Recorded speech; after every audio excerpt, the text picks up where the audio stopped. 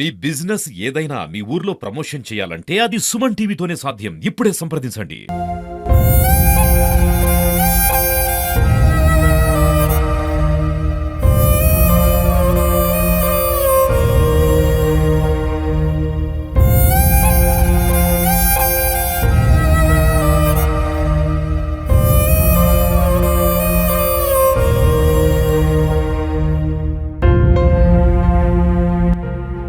Welcome to Suman TV. ప్రస్తుతం మనం శంకరపట్నం మండలం గద్దపాక గ్రామంలో ఉన్నాము. ఈ గ్రామానికి చెందిన బూస కార్తిక్ అనే ఒక యువకుడు ఆన్లైన్ గేమ్స్కు అలవాటు పడి అప్పులు బాధతో చనిపోవడం జరిగింది. మన భారతదేశంలో వాస్తవానికి యువత అనేది శక్తి ఎక్కువగా ఉంది. కానీ యువత ఎప్పుడైతే ఈ సాంకేతికతను వాళ్ళు మంచిగా ఉపయోగించుకుంటే మంచిగా అభివృద్ధి చెందేవారే. కానీ చెడు దారులలో ఈ సాంకేతికతను ఉపయోగించుకొని ఆన్లైన్ గేమ్స్ ఆడడం, అలాగే వివిధ రకాలుగా ఈ యొక్క టెక్నాలజీని వాళ్ళు వాళ్ళ యొక్క వినాశనానికే యూజ్ చేస్తున్నారని మనం అనుకోవచ్చు. ఎందుకంటే మన తెలంగాణలో, ఎస్పెషల్లీ మన తెలంగాణలో ఈ మధ్యలో ఎక్కడ చూసినా కూడా ఆన్లైన్ గేమ్స్ వల్ల ఇట్లా డబ్బులు కోల్పోయారు. అలాగే ఏదైనా ఆన్లైన్ తెలియని లింకులు ఓపెన్ చేసి లక్షలు కూడా పోగొట్టుకుంటున్నారని ఎన్నో వార్తలు వస్తున్నాయి. కానీ అదేది మనము పెడచెవి పెడుతున్నారు యువత. వారు ఏదైనా అంటే ఆన్లైన్ గేమ్స్ ఆడడం, అలాగే తల్లిదండ్రులను ఇబ్బందులకు గురి చేయడం. మళ్ళీ ఈ గేమ్స్లలో మనకు వందలలో వేలల్లో కాదు, లక్షలలో కూడా డబ్బులు పోగొట్టుకుంటున్నారు. అట్లాంటి ఒక యువకుడే ఇక్కడ మన బూస కార్తిక్. ఈ యువకుడు ఇక్కడ విలేజ్లో ఇంటర్మీడియట్ వరకు చదివి వాళ్ళ తల్లిదండ్రులకు వ్యవసాయంలో తోడ్పడుతూ, అలాగే ఇక్కడ వ్యవసాయ పనుల గురించి వేరే దగ్గర నుంచి కొంతమందిని బీహార్ కూలీలను ఇట్లా తీసుకొచ్చి నాట్లు వేయించడం, అలాగే ఇక్కడ మంచి పేరు సంపాదించుకున్న యువకుడే. తనకు డబ్బులు కూడా కూడబెట్టుకున్నాడు. కానీ అతడు ఎన్ని డబ్బులైతే కూడబెట్టుకున్నాడో ఆ డబ్బులకు తగ్గట్టుగా అంతకంటే మించి ఈ ఆన్లైన్ గేమ్స్ ఆడి ఇవాళ ఒక 16 లక్షల వరకు చేశాడని చెప్తున్నారు వాళ్ళ తల్లిదండ్రులు. అయినా కూడా మధ్యలో కూడా ఇలా చేయవద్దు అని చెప్పి తల్లిదండ్రులు చెప్పినా కూడా అబ్బాయి వినలేదు. చివరి దశలో తల్లిదండ్రుల మాటలను కాదన్నాను, అలాగే లక్షల అప్పు మిగిలిపోయింది. ఇప్పుడు ఎవరిని అడగాలి, ఏం చేయాలో అని ఆ అబ్బాయికి అర్థం కాని పరిస్థితుల్లో 28వ తారీఖు అతడు పాయిజన్ తీసుకున్నాడు. అలాగే నిన్న మరణించాడని చెప్తున్నారు. వాళ్ళ తండ్రి మనతో ఉన్నారు, ఆయనను అడిగి తెలుసుకుందాం. చెప్పండి శంకర్ గారు, మీకు ఎంతమంది సంతానం? మీ అబ్బాయి ఏ విధంగా ఉండేది? నాకు ఒక కొడుకు, ఒక బిడ్డ. బిడ్డ పెద్దది, కొడుకు చిన్నోడు. చదివించినాను, బాగానే చదివిన రోజులు చదివినరు. నా బిడ్డ చిన్న వయసులోనే పెళ్లి చేసిన. ఎందుకంటే కాలాన్ని బట్టి, ఎందుకంటే పరిస్థితులను బట్టి కూడా నేను పెళ్లి కావాలంటే ఎదిగిన బిడ్డను ఉంచుకోవద్దు అని నేను పెళ్లి చేసినాక కొన్ని రోజుల తర్వాత నాకు ఒక మనవాడు, ఒక మనవరాలు వచ్చింది. సంతోషించిన చాలా బాగా కూడా. నా కొడుకు కూడా నా ఎత్తు కూడా ఎదిగిండు, సంతోషించాడు. నన్ను అత్తడు మంచి పెద్ద ఎత్తడు అనుకున్నా. చెయ్యలేదు. చేయక తర్వాత ఏం చేసిండు అంటే, చేతికి అందకుండా కొన్ని రోజులు తిరిగితే ఏం చేసినా అంటే, అద్దు బిడ్డ నువ్వు ఏం పని చేయకుండా మంచిదే ఇంటికాడ ఉండు అని కూడా చెప్పిన తర్వాత ఏం చేసినా, బీఆర్ వాళ్ళ దాంట్లో దిగి యూపీ వాళ్ళ, బీఆర్ వాళ్ళ కానీ బెంగాల్ వాళ్ళ తీసుకొచ్చిండు. నాట్లేపించి పైసలు డబ్బులు రైతుల దగ్గర కూడా వసూలు చేసి కూడా తీసుకొని వచ్చి బీఆర్ వాళ్ళకి ఇవ్వకుండా ఆయన ఇష్టం వచ్చినట్టుగా ప్యాకెట్లు ఆన్లైన్లో ప్యాకెట్లు ఓడగొట్టి రైలు గేట్ మీద పడతా చచ్చిపోతా అంటే మా బామ్మాదులు కానీ స్నేహితులు కానీ మా అల్లుడు చక్కగా పోయి గుంజుకొచ్చి చేసినాక నన్ను కూర్చుండబెట్టి అందరినీ మగ్గపెట్టి మంచిగా చేసి నాక బతికించుకుందాం. కొడుకు దొరకడు, భూములు పోతే దొరుకుతాయి, కొడుకు దొరకడు, డబ్బు దొరుకుతుంది, కష్టం చేసుకుని సంపాదించుకోవచ్చు అని అన్నాక నేను కూడా అందరికి కూడా నేను సహకరించిన. నేను కూడా 20 గుంటల భూమి అమ్మిన, 30 లక్షలు పోయేదాన్ని 15 లక్షలకే అమ్మి కూడా నా కొడుకుని బతికించుకున్నా. బాధ ఎక్కించిన తర్వాత అందరు ఎక్కడక్కడ పోయినాక నా భార్య నేను కాళ్ళు మొక్కి బిడ్డ నువ్వు తప్పు చేయకు, నీకు సాతనైతే నువ్వు పని చేయబుద్ధి అయితే చెయ్యి, నువ్వు ఏం చేయకుండా అయితే బుక్కడి ఇంటికాడ ఉండు బిడ్డ, నువ్వు తప్పులు చేయకు, మేము కుప్పగూరిపోతావు, నువ్వు ఒక్కడివే మాకు అని కూడా కాళ్ళు మొక్కినాం. మా నెత్తి కొట్టిన తప్పు డాడీ మమ్మీ అని చెప్పిన తుత సరే మేము నమ్మిన తర్వాత ఈ ఏడు కూడా చెప్పిన నా కొడుక నువ్వు మందిని తీసుకొచ్చుకుంటే నీ సాగుగా తెచ్చుకున్నట్టుగా నువ్వు నాకేం పని చేయకు, ఒక మందు జల్లు, ఒక మందు కొట్టు, నేను 10 ఏళ్ళు బతుకుతే నీకు 20 ఏళ్ళ జీవితం నేను పెంచినట్టు అవుతుంది అద్దు అని చెప్పిన. సరే డాడీ నేను ఆ తప్పు చేస్తలేను అని చెప్పిండు. నాకు తెలపకుండా తెచ్చిండు, ఆ పని చేసిండు. ఆ రోజున మందు జల్లి రాప బిడ్డ అన్న, ఇక్కడ సగం బత్త ఈరి ఉన్నది, ఇంకో ఈరే బత్త ఉంటామన్నా, కొంటబోతా అన్నాడు. లేడు, నేను వేరే పని వేచల కింద ఏం లేదు, కొడుకు లేడు, ఆ బత్త ఈయనే ఉన్నది. మందు తాగిండు, తీసుకొని పోయాను, హాస్పిటల్ వేసి చనిపోయింది సార్. కార్తీక్ అక్క గంగమ్మనతో ఉన్నారు, ఆమెను అడిగి తెలుసుకుందాం. మీ తమ్ముడు ఎంతవరకు చదువుకున్నాడు, ఎట్లుండేనమ్మా మీతోటి? మా తమ్ముడు ఇంటర్ చదువుకున్నాడు. మాతోనే అందరు కలిసిమెలిసి ఉండేటోడు. మా తల్లిదండ్రులు ఎంత అపురూపంగా పెంచిండో అంత వాళ్ళకి లేకుండా పోయింది. ఇప్పుడు వాళ్ళకి దిక్కు కూడా లేదు. ఇట్లాంటి గేమ్స్ రద్దు చేయండి ప్లీజ్. ఇంకొక తమ్ముడు కూడా ఇలాగా తప్పు చేయకూడదు. ఆన్లైన్ గేమ్స్ అన్ని ఎవరు కూడా ఆడకూడదు. తల్లిదండ్రుల పుత్రశోకం పెట్టిపోయండి మా తమ్ముడు. ఇలాంటి తప్పులు ఇంకెవరు చేయకూడదు. దయచేసి ఆ రమ్మీ గేమ్స్ బ్యాన్ చేయండి. అన్నదమ్ములారా చెప్తున్నాను, దయచేసి తల్లిదండ్రులకు పుత్రశోకం పెట్టకండి. ఆన్లైన్ గేమ్స్ రద్దు చేయండి ప్లీజ్. ఇంటికి వచ్చి ఈ విధంగా బాధపడడం ఏమైనా చేసేదమ్మా మరి ఎప్పుడన్నా? చెప్పలేను. నాకు ఆరు మంది తాగిన రోజు ఫోన్ చేసిండు మధ్యాహ్నం, బాగానే మాట్లాడిండు. మళ్ళీ మాకు 3:30 వరకు తెలిసింది మందు తాగిండని. ఆ రోజు కార్తీక్ తల్లిదండ్రుల మాట వినకుండా లక్షల లక్షలు అప్పు చేసిన, అలాగే చివరి దశలో ఏం చేయాలనో తెలియక అనుకోకుండా ఈ యొక్క మందు పాయిజన్ తీసుకున్నాడు. తీసుకున్న తర్వాత వాళ్ళ ఫ్రెండ్కు ఫోన్ చేసిండు, రాజుకు. ఈ రాజు కూడా ఫోన్ చేసి ఇట్లా పాయిజన్ తీసుకున్నా నేను అని చెప్పాడంట.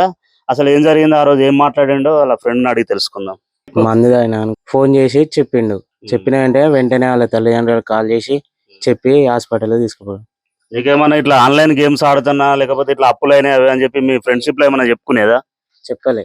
ఆ బాధతోటే తాగి చనిపోయినాక తెలిసింది ఇట్లా ఆడుతున్నాను. ఈ కార్తీక్ బంధువు సదయ ఉన్నాడు మనతో, వారిని అడిగి తెలుసుకుందాం. ఏమైతాడే నీకు కార్తీక్? నాకు బామార్ది కొడుకు, అల్లుడు అవుతాడు. అల్లుడైతే అల్లుడు అవుతాడు. ఇప్పుడు మళ్ళా బీఆర్ వాళ్ళు వద్దంటే బీఆర్ వాళ్ళని పట్టుకొచ్చుకున్నాడు.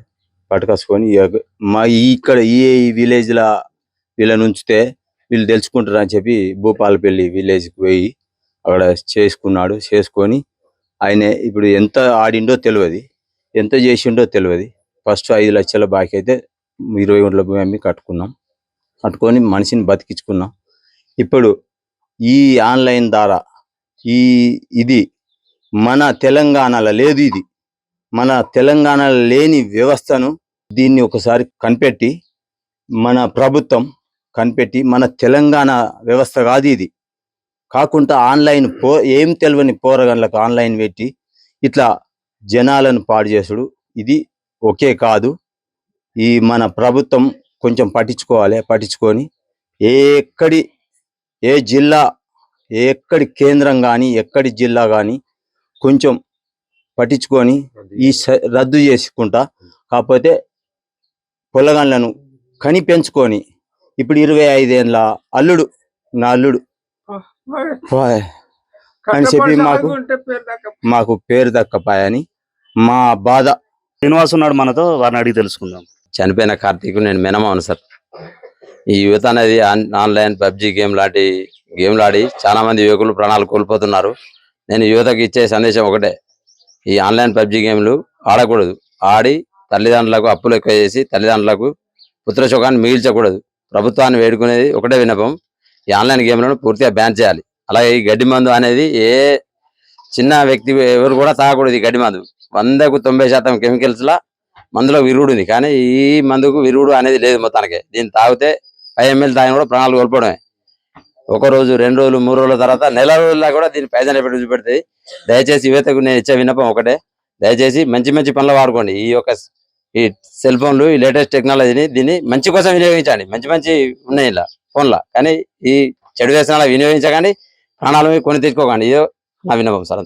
ఇక్కడ మనకు ఇంకొక విషయం కూడా గమనించవచ్చు.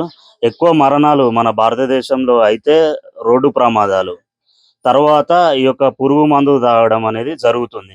యువత చాలా వరకు వాళ్ళకి ఎట్లా అంటే, వారు అన్ని జీవితంలో అనుభవించిన వారు కాదు కాబట్టి ఏదైనా చిన్న కారణాలు వాళ్ళకి అది చాలా పెద్ద భూతద్దంలో చూసుకొని, ఇక మేము దీని నుంచి మేము బయటపడలేము, మా యొక్క పరువు పోతుంది, సమాజంలో మేము జీవించలేమని వాళ్ళ ఆలోచనకు వచ్చి ఎక్కువ శాతం పురుగుల మందు తాగుతున్నారు. ఈ పురుగుల మందులో కూడా గడ్డి మందు అనేది, ఇప్పుడు మనకు ఆ పొలాలలో కొట్టే గడ్డి మందు, అలాగే ఒడ్ల మీద కొట్టే గడ్డి మందే ఎక్కువ తాగుతున్నారు. దీనివల్ల సరే వాళ్ళు చనిపోతున్నారు ఒకటి, కానీ మన భారతదేశంలో కూడా ఈ గడ్డి మందు వినియోగం వల్ల భూసారం దెబ్బతిని పంటలు కూడా పండుతలేవు. ఇది కూడా చాలా మంది గ్రహించవలసిన విషయం. ఈ యొక్క గడ్డి మందును, ఈ ఒడ్ల మీద కొట్టే గడ్డి మందు ద్వారా భూమి మొత్తం దానిలో మనకు ఏదైతే పోషకాలనిచ్చే పురుగులు అవి ఉంటాయో అవి చనిపోతున్నాయి. ఈ యొక్క మన పంటను నాశనం చేసే వాటిని విజృంభింపజేస్తుంది అన్నట్టు ఈ గడ్డి మందు. అట్లా కూడా మనకు భూసారం దెబ్బతిని పంటలు పండడం లేదు, నాణ్యమైన పంటలు ఏవీ రావటం లేదు. ఇవాళ చూసుకుంటే విత్తనం వేసినప్పటి నుండి మొదలు పంట పూర్తయ్యేసరికి మొత్తం రోగాల పాలవుతుంది ఆ పంట మనం తింటున్నాం. అదొక కారణం. ఇవాళ వాళ్ళకి ఏంటంటే భూమి మీద ఉన్న ప్రజలకు నాణ్యమైన ఆహారం కూడా ఈ గడ్డి మందు ద్వారా అందించలేకపోతున్నాం. అలాగే యువత కూడా చాలా మంది కొన్ని వేల సంఖ్యలో ఈ మందు తాగి మరణిస్తున్నారు. దీని గురించి ప్రభుత్వం కూడా ఆలోచించాలి. ఈ యొక్క మందును కూడా బ్యాన్ చేయాలని కోరుకుంటున్నాం. ఇక్కడ మనం చూడవచ్చు, కార్తీక్ లాంటి ఎంతో మంది యువకులు, బయటికి రాని వాళ్ళు చాలా మంది ఉన్నారు. చాలా గ్రామాలలో, చాలా ఇళ్లలో ఇదే పరిస్థితి ఉంది. ఎవరైతే ఆన్లైన్ గేమ్స్ కు అలవాటు పడ్డారో వాళ్ళు లక్షలు పోగొట్టుకోవడం, వాళ్ళ తల్లిదండ్రులను ఇబ్బంది పెట్టడం, ఆ తల్లిదండ్రులు కూడా అయ్యో మేము చిన్నప్పటి నుండి ఇంత వీళ్ళను సాదుకున్నాము, వీళ్ళని ప్రయోజకులను చేశాము, రేపు మా యొక్క అవసాన దశలో వాళ్ళు మాకు బుక్కడు అన్నం పెడతారని చెప్పి ఆలోచించి వాళ్ళు కాయా కష్టం చేసి కొన్ని లక్షలైనా లేకపోతే వాళ్ళకున్న భూమి, ఇండ్లు కూడా అమ్ముకొని వాళ్ళ పిల్లలకు కోసం చెల్లించిన పరిస్థితుల్లో కూడా ఇట్లా జరుగుతుంది. ఇక్కడ మనం శాంతి భద్రతల విషయం, అలాగే దేశ రక్షణ విషయాలలో మనం ఎట్లాంటి కేర్ తీసుకుంటామో, మన భారతదేశంలో ప్రపంచంలో ఎక్కువ యువత ఉన్న జనాభా మన భారతదేశంలో ఉన్నది. కానీ అట్లాంటి యువత ఈ రోజు ఆన్లైన్ గేమ్స్, ఈ టెక్నాలజీని మనం పెడద్రోవగా వాడుకోవడం, అలాగే ఇట్లాంటి గంజాయి ఇంకా మిగిలిన చాలా అవశేషాలు, చాలా అవలక్షణాలతో తల్లిదండ్రులకు ఇబ్బంది పెడుతున్నారు, సమాజంలో కూడా చెడ్డ పేరు తీసుకొస్తున్నారు. మరి దీని గురించి ప్రభుత్వాలు ఆలోచించి ఇదేమైనా మనకు కట్టడి చేయలేమా? ఈ యొక్క ఆన్లైన్ గేమ్స్ కానివ్వండి, లేకపోతే అన్నోన్ నెంబర్స్ నుంచి లింకులు పంపడం, ఆ లింకులు వాళ్ళు ప్రెస్ చేస్తే వాళ్ళ దగ్గర ఉన్న అమౌంట్, బ్యాంకులలో ఉన్న లక్షల అమౌంట్ కూడా పోవడం, ఇట్లాంటివి ఎక్కడైనా జరుగుతున్నది. ఇది ప్రతిరోజు మన భారతదేశ వ్యాప్తంగా కొన్ని కోట్ల సొమ్ము వేరే వాళ్ళు హవాలా మార్గంలో వాళ్ళకు చేరుతుంది. బాధితులకు కన్నీరే మిగులుతుంది. వారు కాయ కష్టం చేసి కూడబెట్టుకున్న డబ్బులు పోతున్నాయి, అలాగే లక్షల డబ్బులు పోతున్నాయి, ప్రాణాలు పోతున్నాయి. వాళ్ళకు సమాజంలో గుర్తింపు లేకుండా వాళ్ళ పరపతి కూడా పోతుంది.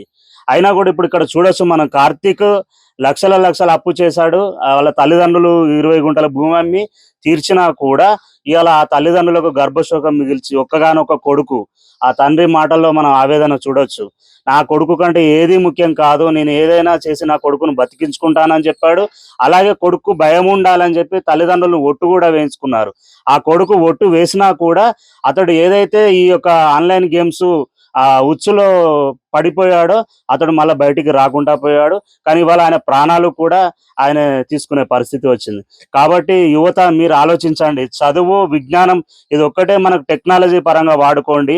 ఆన్లైన్ గేమ్స్ ఇట్లా ఆడడం, అన్నోన్ నెంబర్స్ లింకులు ప్రెస్ చేయడం, ఇట్లాంటివి చేసి లక్షలు పోగొట్టుకొని తల్లిదండ్రులకు గర్భశోకం మిగల్చవద్దని కోరుకుంటూ కెమెరామెన్ శేఖర్తో శ్రీధర్, సుమన్ టీవీ.